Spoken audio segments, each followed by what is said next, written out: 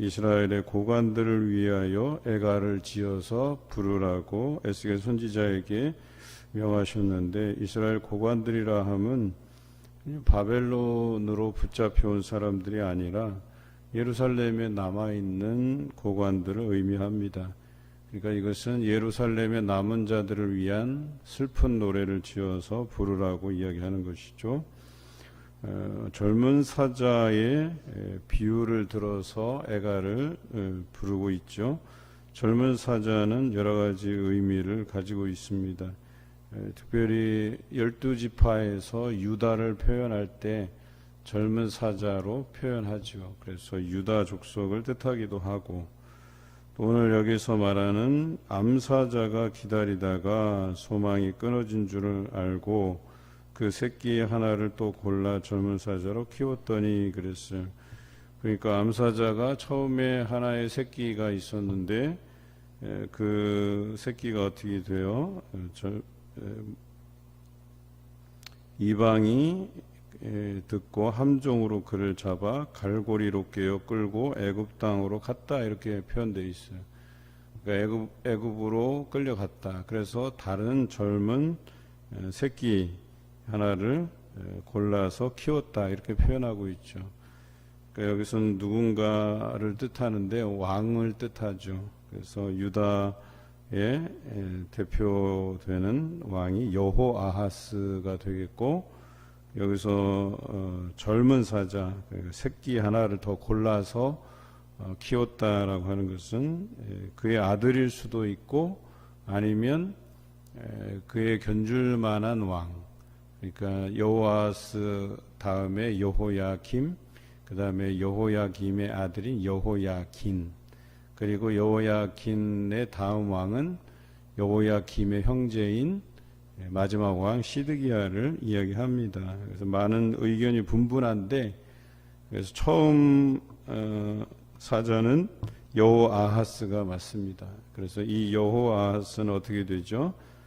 애굽이 붙잡아 가서 그 애굽 땅에서 죽게 되는 왕이죠. 그리고 그의 뒤를 이어서 여호야김이 이제 왕위에 오르잖아요. 그래서 많은 사람이 이 다음 그 새끼 하나를 골라서 젊은 사자로 키웠다라고 표현한 것이 여호야김으로 알고 있는데, 사실 에스겔서가 쓰여진 연대를 보면 시드기야가 활동하던 시대 중간쯤, 시드기야가 총 11년을 통치하다 보니까 한 5년에서 6년 사이, 그때 이 에스겔서가 쓰여졌다라고 알려져 있어요. 그래서 많은 학자들은 여기서 앞에서 말한 처음 나오는 사자는 여호아하스를 말하고, 뒤에 나오는 이제 사자는 시드기야일 것이다, 이렇게 표현하는 거예요. 그러니까 시대상으로는 시드기야가 맞다는 거죠. 그래서 여기서 암사자는 아무래도 그의 어머니인 하무달을 뜻하죠. 그러니까 하무달에게 세 형제가 있는 거예요. 그 처음이 여호아하스, 둘째가 여호야김, 셋째가 시드기야. 그리고 그 중에서 이제 여호야김의 아들인 여호야긴이 이제 여호야김에 이어서 이제 왕이 되는 거죠. 그러니까 형제는 셋이고 손자가 하나가 있는 거죠. 그래서 여기서는 저는 이제 시드기야가 시대적으로 맞다 하는 표현을 먼저 드립니다. 그래서 앞에 여호아하스는 어때요? 애굽 땅으로 끌려갔다 그랬어요. 그리고 그곳에서 죽었다. 그리고 다시금 젊은 사자를 키우는데 그것은 이제 시드기야가 되는 거죠. 결과적으로 어머니는 다 같으니까. 그래서 이 젊은 사자가 되매 여러 사자 가운데에 왕래하며 먹이 물어뜯기를 배워 사람을 삼키며 그의 궁궐들을 헐고 성읍들을 부수니 그 우는 소리로 말미암아 땅과 그 안에 가득한 것이 황폐한지라. 이방이 포위하고 있는 지방에서 그를 치러 와서 그의 위에 그물을 치고 함정을 놓아 그랬어요. 얼마간은 강성한 것처럼 보이죠.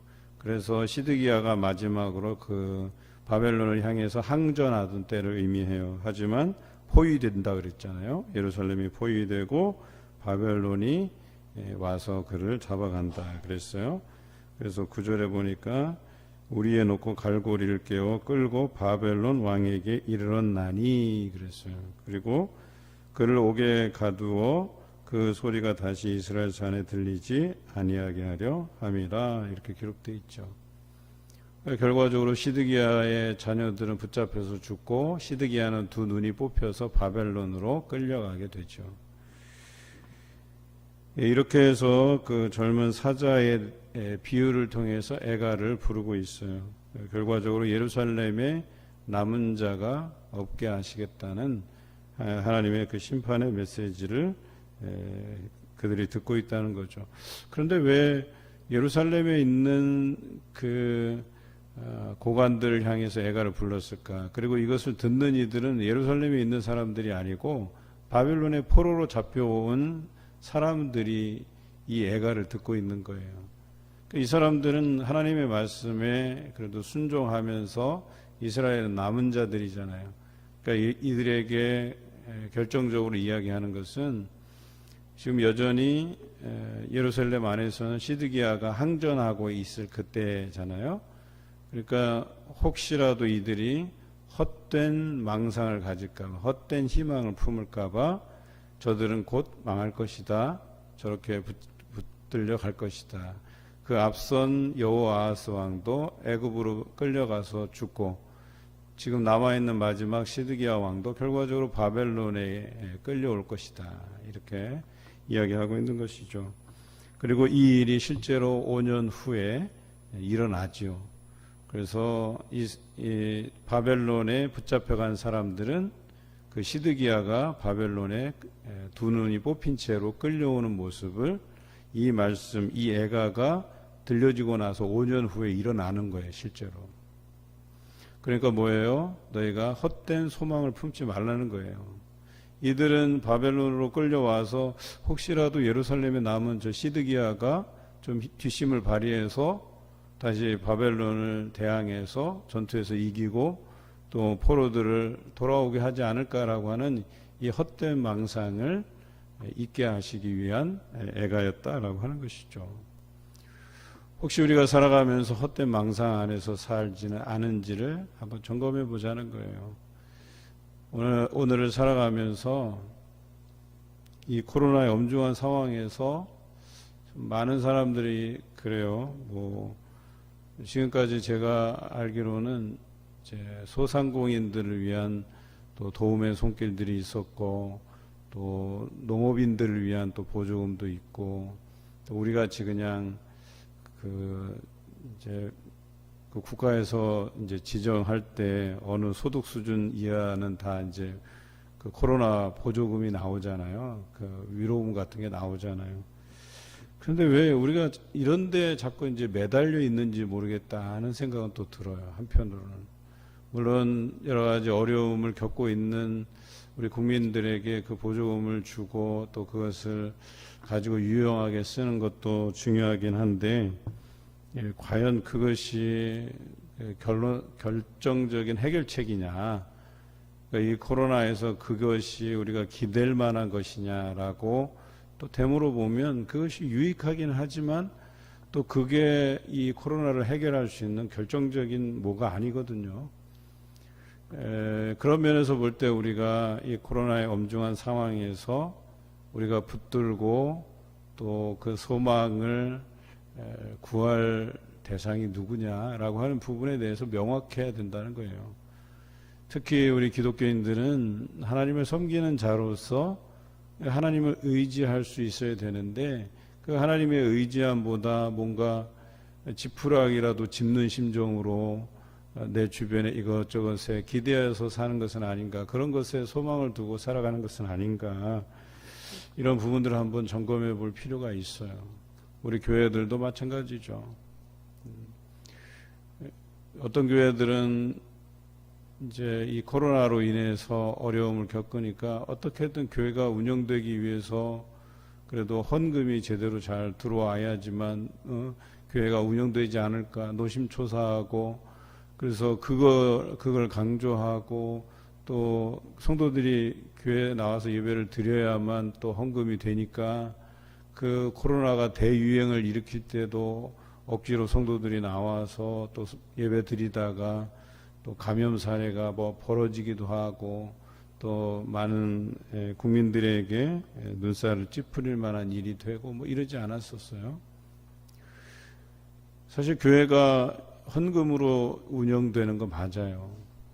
그런데 이런 부분에 대한 믿음도 우리가 있어야 된다는 거예요. 하나님께서 채워주실 줄로 믿고 또 우리 성도들이 그런 교회를 걱정하는 마음이 왜 없겠어요.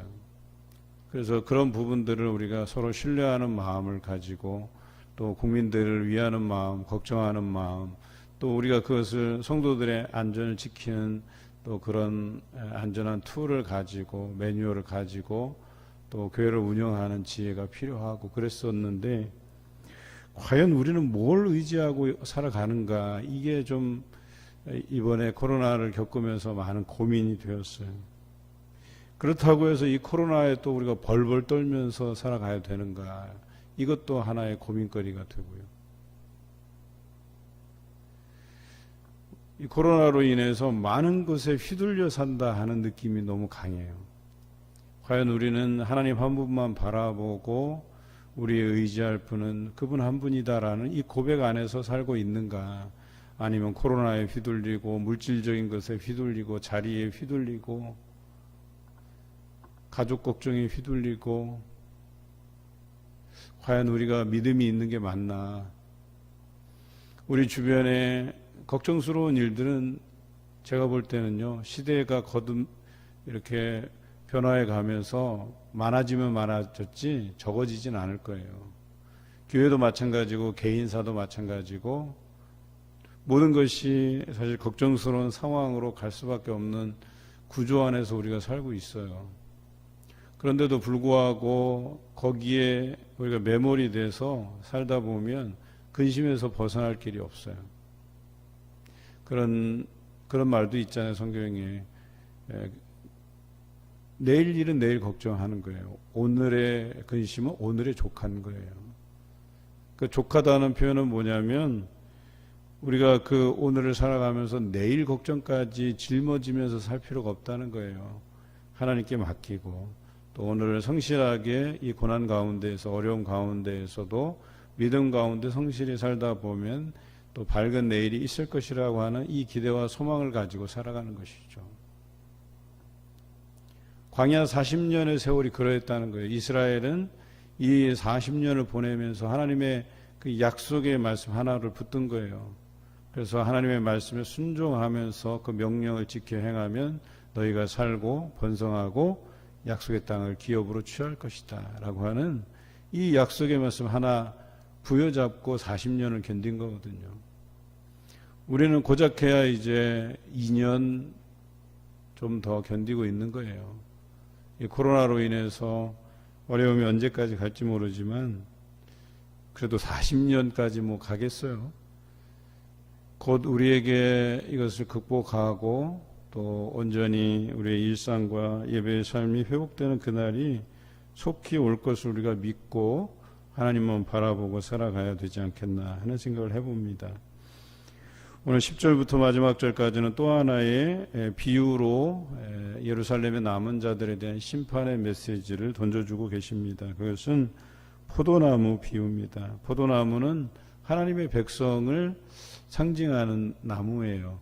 성경에 보면 세 가지 나무는 하나님의 백성을 뜻하고 한 가지 나무는 쓸모없는, 하나님의 그 말씀에서 벗어난 나무로 표현되어 있어요.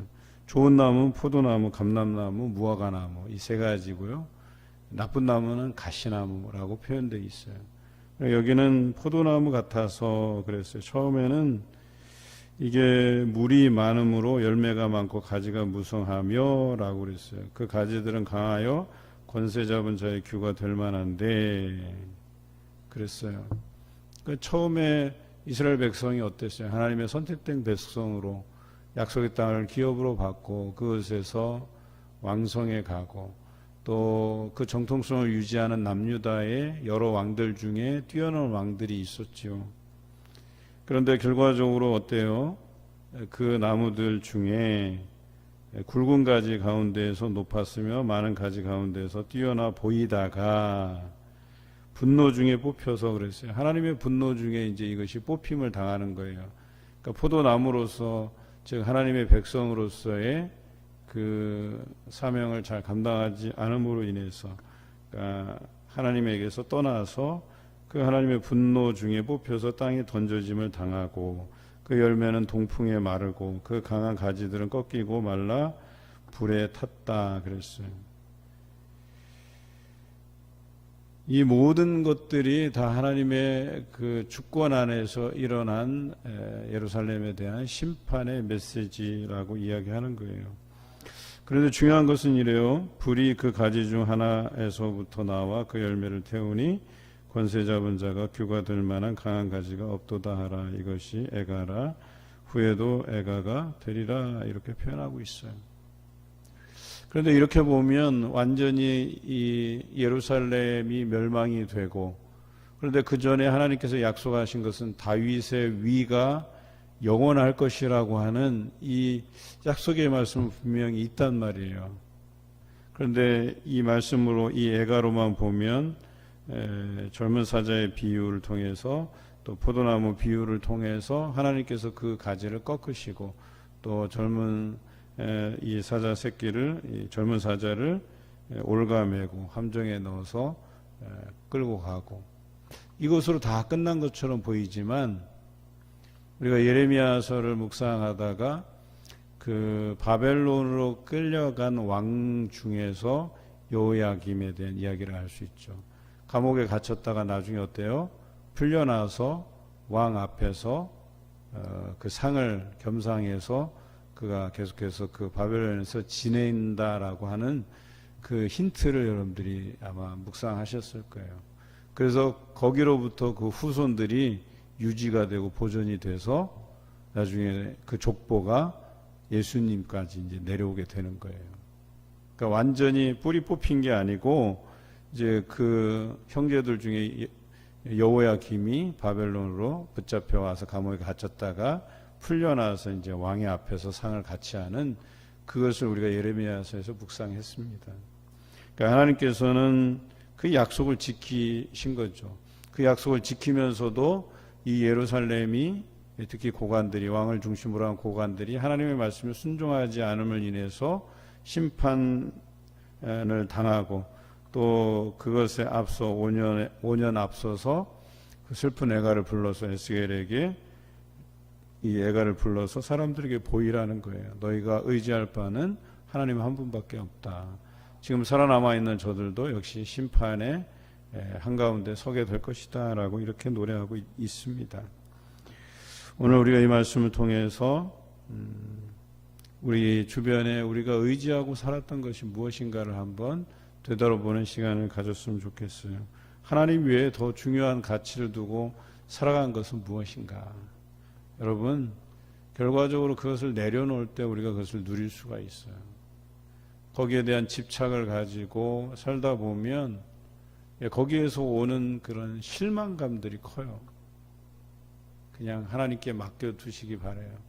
자녀의 문제도, 가족의 문제도, 여러분 경제적인 사정도, 또 여러 가지 가정사나 또 여러분 삶에서 경험되는 어려운 문제들요, 여러분이 관여해서 골치 아프게 이걸 해결해 보려고 몸부림치기보다는 하나님 앞에 내려놓으시기 바라요. 하나님께 맡겨드리고 지혜를 구하시는 그런 2021년 마지막 한 주간이 되시길 주님의 이름으로 기원합니다.